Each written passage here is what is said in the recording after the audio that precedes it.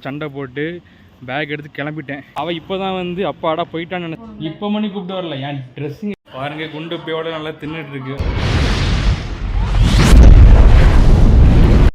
Hello friends, இங்கே பார்த்தீங்கன்னா இன்னைக்கு காலையில் ரூபிக்கிட்ட சும்மா ஒரு காமெடியாக சண்டை போட்டுட்டு என் பேக் எடுத்து வீட்டை விட்டு கிளம்புற மாதிரி ஒரு சீனை க்ரியேட் பண்ணிட்டு வந்துட்டேங்க. என் பேக் எடுத்துகிட்டு அப்படி சண்டை போட்டு நேராக பஸ் ஸ்டாண்டுக்கு போனேன்.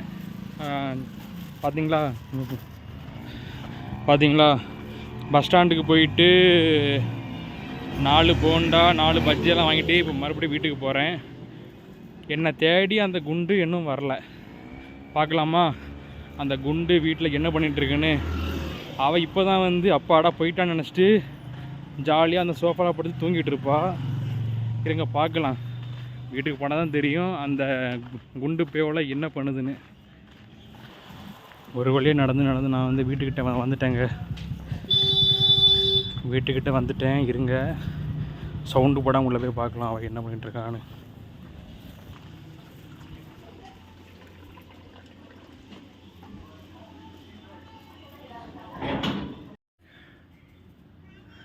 உள்ளே போய் பார்க்கலாம்.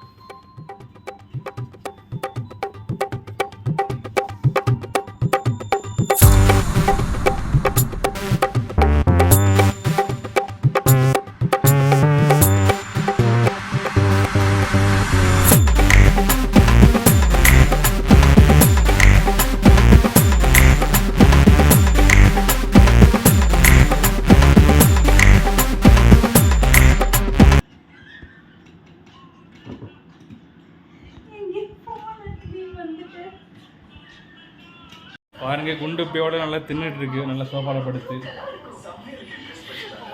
நல்லா படுத்து கேடிவி பார்த்துட்டு இருக்கு. இதெல்லாம் நம்பி போனோன்னா அவ்வளோதான். தின்னு போண்டா தானே போல வச்சுட்டு இருக்க. பார்த்தீங்களா, இப்படி இருக்கு என் நிலமை. சிரிக்காம சாப்பிடு. இவ்வளோலாம் வச்சு என்னத்தை செய்ய? பேக் எடுத்துட்டு போனான்ல, எல்லா ட்ரெஸ்ஸும் எடுத்துட்டு போனோம். இப்போ மணி கூப்பிட்டு வரல. என் ட்ரெஸ்ஸிங்க காய போட்டுருக்கு, அதை எடுத்து தான் வந்தேன். நான் ட்ரெஸ்ஸை எடுத்துட்டு போக மறந்துட்டேன்னு தான் மெசேஜ் பண்ணியிருந்தேன். அதே ஸ்க்ரீன்ஷாட் போட்டு எதுக்கு சரிக்க மண்டை கிளம்புதா? சாப்பிடு, செத்து போயிடாத. Okay bye.